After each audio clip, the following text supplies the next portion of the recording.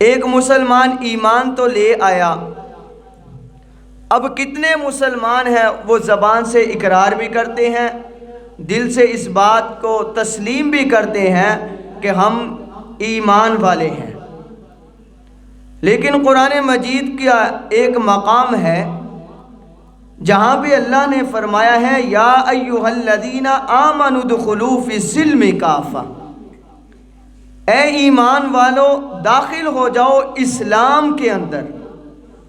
کیسے ہونا ہے؟ فرمایا کافہ، پورے کے پورے داخل ہو جاؤ۔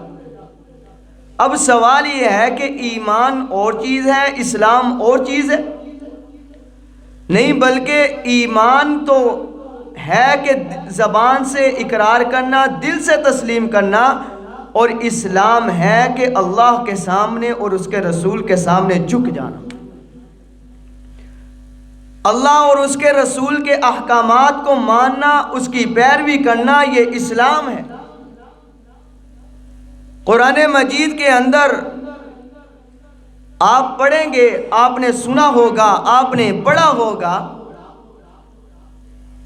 فَلَمَّا أَسْلَمَا وَتَلَّهُ لِلْجَبِينِ، اللہ نے فرمایا وہ دونوں جھک گئے۔ اب دونوں سے مراد کون تھے؟ فرمایا ایک ابراہیم علیہ السلام تھے، ایک اسماعیل علیہ السلام تھے۔ کیسے جھکے؟ فرمایا انی اغا فی المنام انی اذبحک فانظر ماذا تری۔ اللہ فرماتے ہیں کہ حضرت ابراہیم علیہ السلام کو خواب آیا۔ خواب کیا آیا؟ کہ میں اپنے بیٹے کو ذبح کر رہا ہوں۔ اب خواب کا تذکرہ اپنے بیٹے کے سامنے کیا۔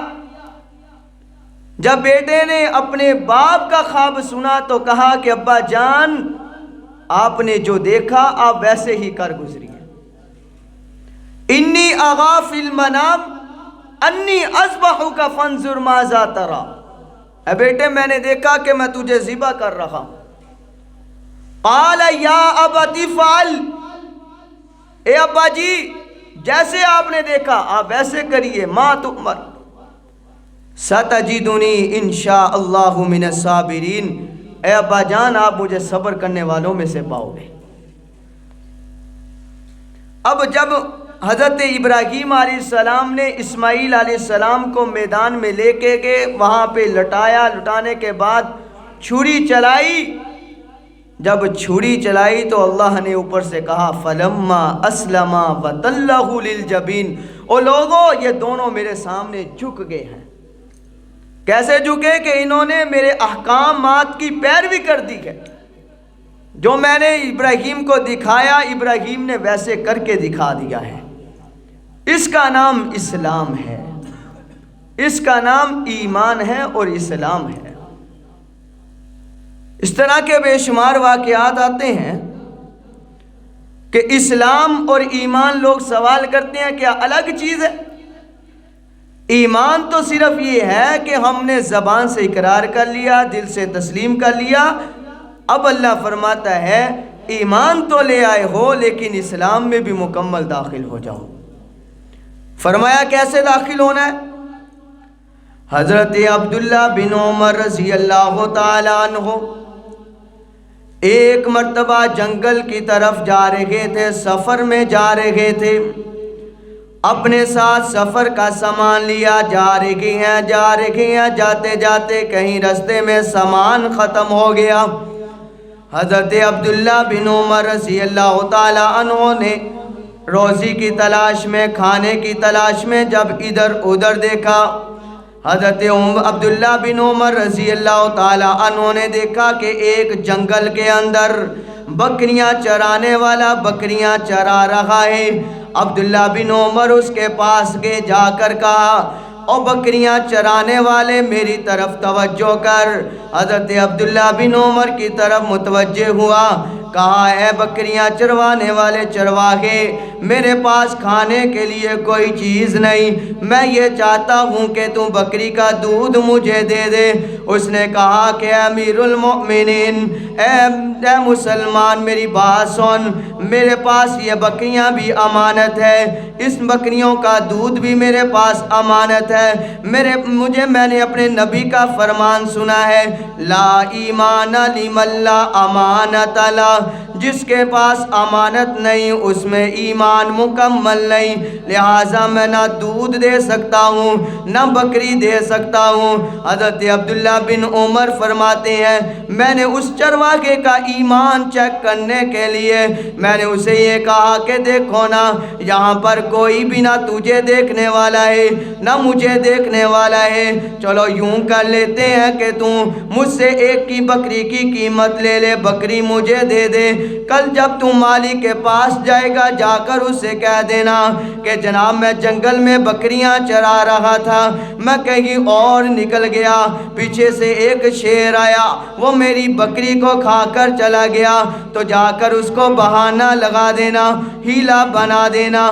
اس مالک نے کہا، اس بکریاں چرانے والے نے کہا، اے عبداللہ بن عمر، میں وہاں جا کر بہانہ بھی لگا دوں گا، وہاں جا کر ہیلا بھی کر دوں گا، وہ مالک مان بھی جائے گا۔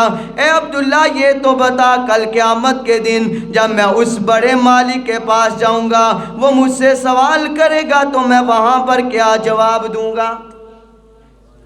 حضرت عبداللہ بن عمر رضی اللہ تعالیٰ عنہ فرماتے ہیں، اس شخص کو کہا کہ جب تک آپ جیسے لوگ اس دنیا میں ہیں تو کوئی ظالم کسی پر ظلم نہیں کر سکتا۔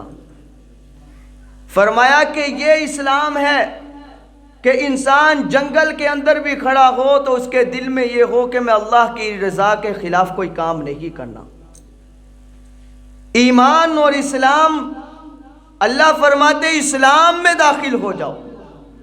فرمایا کیسے داخل ہونا ہے؟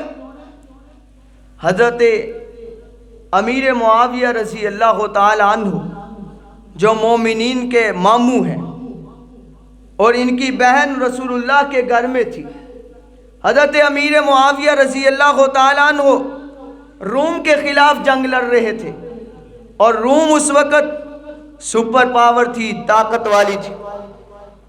حضرت امیر معاویہ رضی اللہ تعالی عنہ نے جس وقت دیکھا کہ ہم نے ایک معاہدہ کیا ہوا ہے روم والوں کے ساتھ، اور روم والوں کا معاہدے کی آخری تاریخ فلاں تاریخ ہے، حضرت امیر معاویہ رضی اللہ تعالیٰ عنہ نے 30 تاریخ سے پہلے اپنی فوج جو ہے وہ اس بارڈر کے قریب کھڑی کر دی کہ جب ہمارا معاہدے کی تاریخ ختم ہوگی اس سے اگلے دن ہم جو ہے ان پر حملہ آور ہو جائیں گے۔ اب جناب 30 تاریخ آئی، معاہدہ ختم ہوتا ہے، ادھر سے حضرت امیر معاویہ کی فوج حملہ کر دیتی ہے۔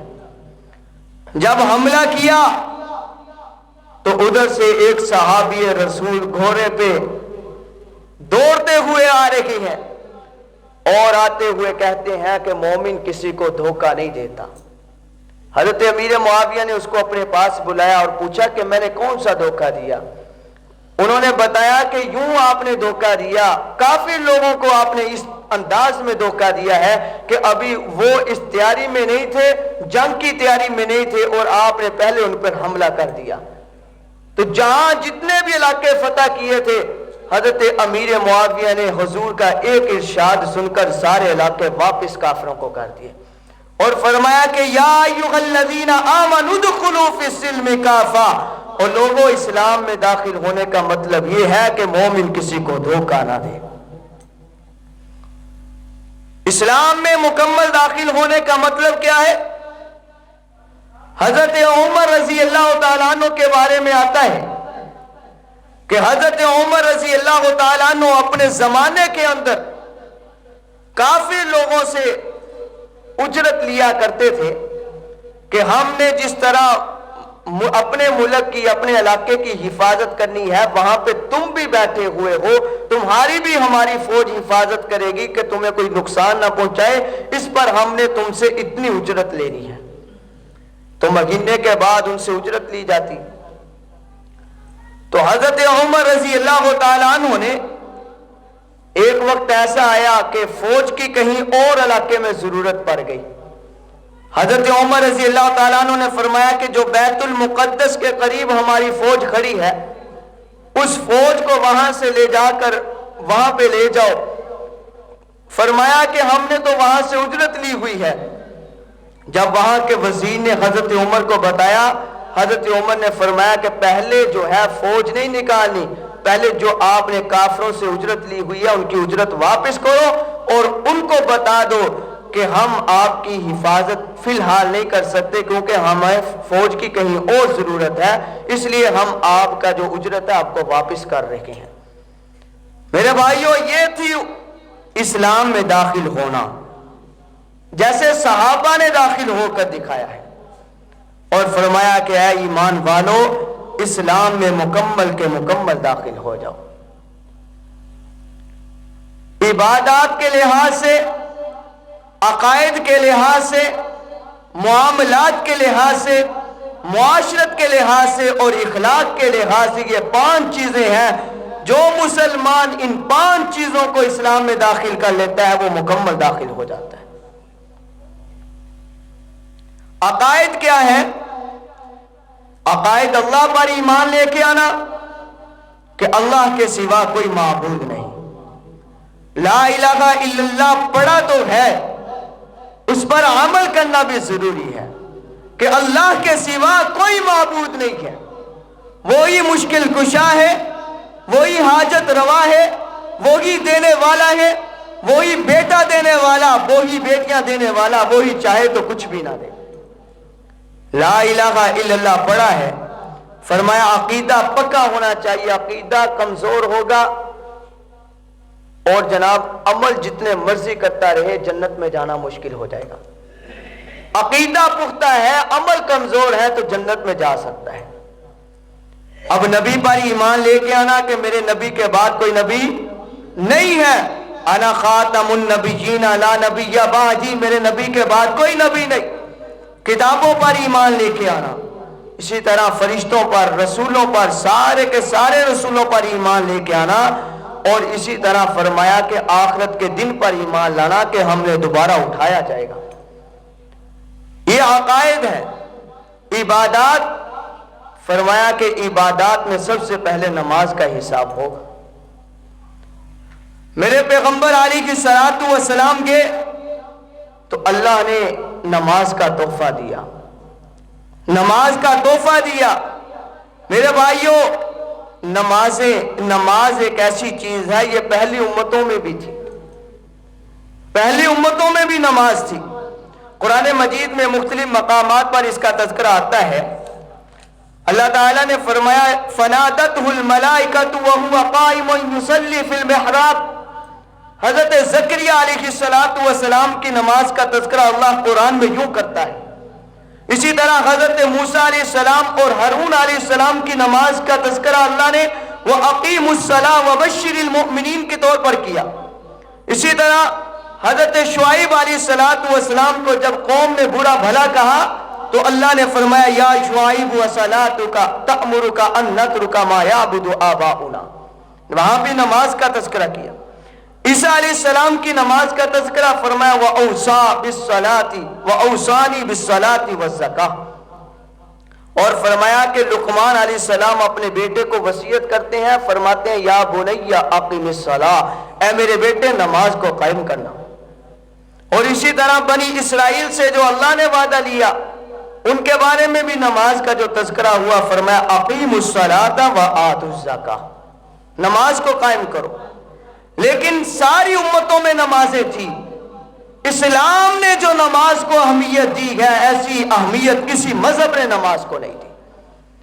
قرآن مجید میں اللہ نے 109 مرتبہ صراحتاً نماز کا تذکرہ کیا اور اشارتاً دلالتاً کنایتاً اللہ تعالیٰ نے 700 مرتبہ نماز کا قرآن مجید کے اندر تذکرہ کیا. نماز کا تذکرہ اور باقی عبادات کا تذکرہ. آپ روزے کو، زکوٰۃ کو، حج کو، کسی بھی عبادات کو قرآن کے اندر پڑھیں گے اللہ نے اتنی تفصیل کے ساتھ بیان نہیں کیا جتنی تفصیل کے ساتھ اللہ نے نماز کو بیان کیا ہے. نماز کے لباس کے طہارت کا وہ بھی تذکرہ اللہ نے قرآن میں کیا کہ لباس پاک ہونا چاہیے. اللہ نے قرآن کے اندر اس کا تذکرہ کر دیا. اسی طرح اللہ نے وضو کا تذکرہ قرآن میں کیا, تیمم کا تذکرہ قرآن میں کیا, غسل کا تذکرہ اللہ نے قرآن کے اندر کیا. اسی طرح اللہ نے مسجدوں کو آباد کرنے کا تذکرہ قرآن میں کیا. اسی طرح اللہ رب العزت نے نشے کی حالت میں نماز کے قریب نہ جانے کا تذکرہ قرآن میں کیا, قیام کا تذکرہ قرآن میں کیا, قعود کا تذکرہ قرآن میں کیا, سجدے کا تذکرہ قرآن میں کیا, تکبیر کا تذکرہ اللہ نے قرآن میں کیا, اور تحمید کا تذکرہ قرآن میں کیا, تسمیہ کا تذکرہ قرآن میں کیا. اسی طرح سفر کے حالت میں قصر کی نماز کا تذکرہ اللہ نے قرآن میں کیا. اسی طرح اگر حالت خوف میں ہو تو ہتھیاروں کو ساتھ رکھ کر نماز پڑھنے کا تذکرہ اللہ نے قرآن میں کیا. فرمایا حالت خوف میں نماز نہیں چھوڑنی, ہتھیار اپنے پاس رکھ لینے ہیں. مرض کی حالت میں نماز کا تذکرہ اللہ نے قرآن میں کیا کہ جتنی تفصیل کے ساتھ اللہ نے نماز کے احکامات کو بیان کیا اتنی تفصیل کے ساتھ کسی عبادت کو بیان نہیں کیا. تو اس لیے تو میرے پیغمبر نے کہا تھا جعلت قرۃ عین الصلاۃ, نماز میری آنکھوں کی ٹھنڈک ہے. اسی لیے تو میرے پیغمبر نے کہا تھا الصلاۃ عماد الدین ومن اقامها فقد اقام الدین, کہ نماز دین کا ستون ہے, جس نے نماز کو چھوڑ دیا اس نے دین کو چھوڑ دیا, جس نے نماز کو قائم رکھا اس نے دین کو قائم رکھا. میرے بھائیوں, نماز پڑھنے پر اللہ 5 انعامات دیتا ہے, 5 انعامات سے نوازتا ہے. فرمایا ذیق الموت, روزی کی تنگی دور میرا اللہ جو ہے وہ نماز پڑھنے سے کرتا ہے. آج ہر انسان روتا ہے کہ میرے گھر میں تنگی ہے. آج ہر انسان اس لالچ میں, اس طمع میں, اس امید میں پورا دن گھر سے باہر گزارتا ہے کہ میں جناب کما کر لاؤں, لیکن برکت پھر نہیں ہوتی. وجہ کیا ہے؟ اس نے اپنے رب کو چھوڑ دیا, اپنی نماز کو چھوڑ دیا ہے. اگر تم چاہتے ہو کہ تمہاری روزیوں میں برکت پڑ جائے تو میرے بھائیوں 5 وقت کی نماز کو نہ چھوڑو. اگر تم چاہتے ہو کہ تمہاری روزیوں میں اللہ تعالیٰ جو ہے روزیوں کے رستے نکال دے تو پھر 5 وقت کی نماز کو نہ چھوڑو. فرمایا کہ دوسرا کیا ہے؟ فرمایا دوسرا انعام کیا ہوگا کہ عذاب قبر سے محفوظ ہوگا. تیسرا انعام دائیں ہاتھ میں اس کو نام اعمال دیا جائے گا. اور اسی طرح فرمایا کہ بغیر حساب کتاب میں جنت میں داخل ہو جائے گا. تو اللہ فرماتے ہیں کہ میں نے انعام دیا, تحفہ دیا. میں نے کہا دیکھو نا, کسی بھی امت کو آپ کہیں بھی پڑھیں, کہیں بھی جائیں, کسی بھی امت کو آسمان پہ کوئی تحفہ ملا؟ کسی امت کو آسمان پہ کوئی تحفہ نہیں ملا. لیکن یہ واحد امت ہے. آپ حضرت نوح علیہ السلام, حضرت آدم علیہ السلام, حضرت یوسف علیہ السلام, حضرت یوشع علیہ السلام, حضرت موسیٰ علیہ السلام, حضرت عیسیٰ علیہ السلام تک ساری امتوں کو پڑھ کر دیکھیں گے, کسی امت کو اللہ نے آسمان سے تحفہ نہیں دیا. پھر اپنی امت میں بھی دیکھے, میرے پیغمبر کی امت میں اللہ نے روزے کا تحفہ دیا, زمین پر دیا ہے. زکوٰۃ کا تحفہ دیا, زمین پر دیا ہے. حج کا تحفہ دیا, زمین پر دیا ہے. اور میرے بھائیوں, اور نماز کا تحفہ ایسا ہے, میرے پیغمبر کو اللہ نے عرش پہ بلا کر دیا ہے. نماز کا تحفہ ایسا ہے کہ اللہ نے میرے پیغمبر کو عرش پہ بلا کر دیا ہے. تو امت نے یہ قدر کی کہ امت ہر کام تو کر سکتی ہے, اگر نہیں کوئی کام کر سکتی تو مسجدوں کو آباد نہیں کر سکتی. آج مسجدیں آباد ہیں, آج گلی محلے بازار آباد ہیں, مسجدیں بے آباد ہیں. اس کی وجہ, پھر اس کا نتیجہ کیا نکلا کہ امت رو رہی ہے. امت کی روزیوں میں برکت نہیں, امت کے لیے روزیوں کے رستے بھی کوئی نہیں.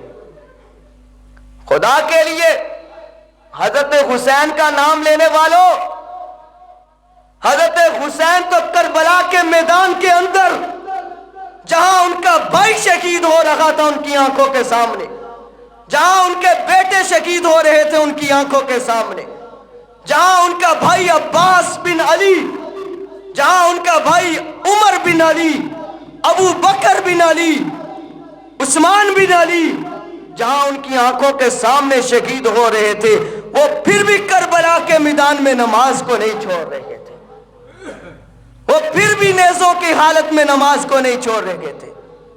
اور آج امت نماز پڑھنے والوں کو برا بھلا تو کہتے ہو لیکن مسجدوں میں نہیں آتے، اور پھر اللہ سے امید بھی رکھتے ہو کہ اللہ تمہیں روزیوں کے رستے نکال کر دے۔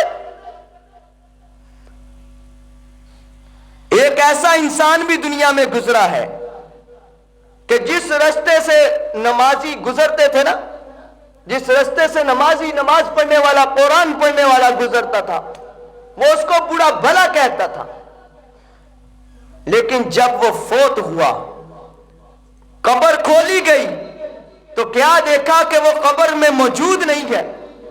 کسی نے کہا کہ یہ کہاں چلا گیا، پوچھا گیا گھر والوں سے، لوگ محلے والوں نے بتایا کہ یہ کہا کرتا تھا کہ یار مسلمانوں سے تو بہتر عیسائی لوگ ہیں کہ ان کو نماز تو نہیں پڑھنے پڑتی، مسلمانوں سے بہتر تو کافر لوگ ہیں جنہیں نماز تو نہیں پڑھنی پڑتی۔ تو اللہ کے نیک لوگوں نے، علماء نے کہا کہ آپ اگر اس کی لاش کو ڈھونڈنا چاہتے ہو پھر اس کی لاش آپ کو عیسائیوں کے قبرستان سے ملے گی، کیوں؟ میرے پیغمبر نے کہا ہے من تشبہ بقوم فہو منہم، جس نے جس کی مشابہت اختیار کی اللہ ان کو انہی میں سے کر دے گا۔ میرے بھائیوں، نماز نہیں پڑھنی نہ پڑھو، لیکن کسی نمازی کو غلط نہ کہو، کسی نمازی کو برا بھلا نہ کہو۔ خدا کی قسم فرمایا جو علماء کو غلط کہتا ہے، علماء لکھتے ہیں اللہ تعالیٰ ان کی شکل کو، ان کے چہرے کو اللہ تعالیٰ جو ہے کعبے سے پھیر دیتے ہیں۔ جب اس کو قبر میں رکھا جاتا ہے اللہ اس کے چہرے کو کعبے سے پھیر دیتے ہیں۔ اور نماز کی بات کر رہا ہوں، نماز تو میرے پیغمبر نے نہیں چھوڑی، نماز تو حضرت عمر فاروق نے نہیں چھوڑی، جس کو مصلی رسول کے اوپر خنجر لگتا ہے اور اس کے بعد زخمی ہو کر گھر میں جاتے ہیں، جب صبح کو اٹھایا جاتا ہے فرماتے ہیں لوگوں فجر کی نماز کا وقت ہو گیا، فجر کی نماز ادا کرو۔ فرمایا جو نماز کا نہیں وہ اسلام کا نہیں، جو نماز کا نہیں وہ مومن نہیں۔ میرے دوستو، نماز اور مومن اور کافر کے درمیان فرق کرنے والی ایک چیز ہے جسے نماز کہتے ہیں۔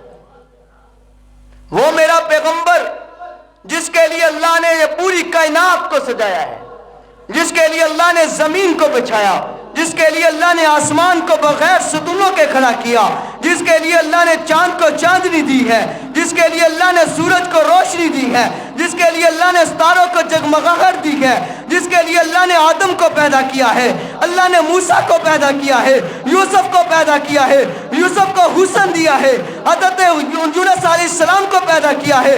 1,24,000 انبیاء کو اللہ نے جس کے لیے پیدا کیا ہے، ابو بکر صدیق کو صداقت جس کے لیے دی، عمر کو عدالت دی ہے، عثمان کو سخاوت دی ہے، علی کو شجاعت دی ہے، معاویہ کو سیاست دی ہے، اللہ نے جس کے لیے ساری کائنات کو بچھایا ہے، وہ پیغمبر جب بیمار ہوتا ہے بیماری کی حالت میں نماز کو نہیں چھوڑتا ہے۔ اور کیسی محبت کرتے ہو حسین سے، کیسی محبت کرتے ہو علی سے، کیسی محبت کرتے ہو پیغمبر سے۔ یہ محبت ہے کہ پیغمبر نماز نہ چھوڑے، حسین تلوار کے سایوں کے نیچے نماز نہ چھوڑے، اور مومن جو ہے وہ جناب نرم بسترے پہ بیٹھ کر نماز چھوڑتا ہے۔ یہ محبت نہیں، یہ محبت نہیں ہوتی بلکہ منافقت ہوتی ہے۔ یہ منافقت ہے جو کہے نا کہ میں حسین سے محبت کرتا ہوں، اسے چیک کرنا ہو تو چیک مسجد میں ہوگا کہ وہ مسجد میں نماز پڑھنے کے لیے آتا ہے کہ نہیں آتا۔ علی سے محبت، عمر سے محبت، کسی سے بھی محبت اگر چیک کرنی ہو تو وہ مسجد سے ہوگی کہ یہ مسجد میں نماز پڑھنے کے لیے جاتا ہے کہ نہیں جاتا۔ اور محبت تو یہ ہوتی ہے نا کہ ہم ان کی اداؤں پر چلیں، محبت یہ تو نہیں ہوتی کہ محبت تو کریں لیکن نماز نہ پڑھیں، قرآن نہ پڑھیں، ان جیسی اداؤں کو اختیار نہ کریں۔ جو جس سے محبت کرتا ہے وہ ضرور اس جیسی ادائیں اپنانے کی کوشش بھی کرتا ہے۔ تو میرے بھائیوں، اس پیغمبر کے اس تحفے کی قدر کرو. وہ میرا پیغمبر اس تحفے کو آسمان سے لے کر تمہارے لیے آیا ہے. خدا کے لیے نمازوں کو نہ چھوڑو. فرمایا کہ اے ایمان والو، اسلام میں داخل ہو جاؤ. اللہ کیسے داخل ہونا ہے؟ فرمایا کہ عقائد پختہ کرو، عبادات مکمل کرو، معاملات ٹھیک کرو، معاشرت ٹھیک کرو، اخلاق ٹھیک کرو. میرے پیغمبر کے اخلاق یہ تھے. اما عائشہ سے کسی نے پوچھا میرے پیغمبر کے اخلاق کیا ہے؟ فرمایا کہ پورا قرآن میرے پیغمبر کے اخلاق ہیں. اور مومن نے آج میرے پیغمبر کے قرآن کو پڑھ کے نہیں دیکھا، اس کو اخلاق کا کیا علم ہوگا؟ اخلاق کا تب پتہ چلے گا جب ہم اخلاق کو پڑھیں گے. تو میرے بھائیوں، آج عہد کر کے جاؤ، میرے پیغمبر کے اس تحفے کی قدر کر کے جاؤ کہ ہم نے آج کے بعد نماز نہیں چھوڑنی. جو چاہتا ہے کہ میری روزیوں کے تنگی جو ہے وہ دور ہو جائے، وہ نماز کو نہ چھوڑے. جو چاہتا ہے کہ میرے لیے اللہ روزی کا رستہ نکال دے، میری اولاد نیک ہو جائے، فرما بردار بن جائے، فرمایا کہ وہ نماز کو نہ چھوڑے، نماز کو نہ چھوڑے. اور نماز کو میرے بھائیوں چھوڑو گے تو اس قبر کے اندر سب سے پہلے ہی نماز کا حساب ہوگا. نماز ٹھیک ہوگی تو قبر کے اگلے رستے بھی آسان ہو جائیں گے. اگر نماز کہتے ہیں نا، نماز پڑھنے والا جب قبر میں جائے گا تو نماز آ کر سر پہ کھڑی ہو جائے گی، اس کو بچا لے گی. قرآن سے محبت کرنے والا جب قبر میں جائے گا تو قرآن سب سے پہلے اوپر آ کے کھڑا ہو جائے گا، اس کو بچا لے گا، اس کو بچائے گا. قرآن کہے گا کیا کرنے آئے ہو؟ اس منکری نکیر جو ہے وہ کہیں گے ہم سوال کرنے آئے ہیں. تو قرآن اور نماز، یہ جتنے بھی اعمال ہیں، یہ خود جواب دیں گے. تو اس لیے میرے بھائیوں، نماز کی قدر کرو. نماز کی قدر میں بار بار یوں یہ کہہ رہا ہوں کہ میرا نبی یہ عرش سے لے کے آیا ہے، عرش سے لے کے آیا. عرش سے اللہ نے میرے پیغمبر کو، دیکھو میرا پیغمبر وہاں بھی نہیں بھولا.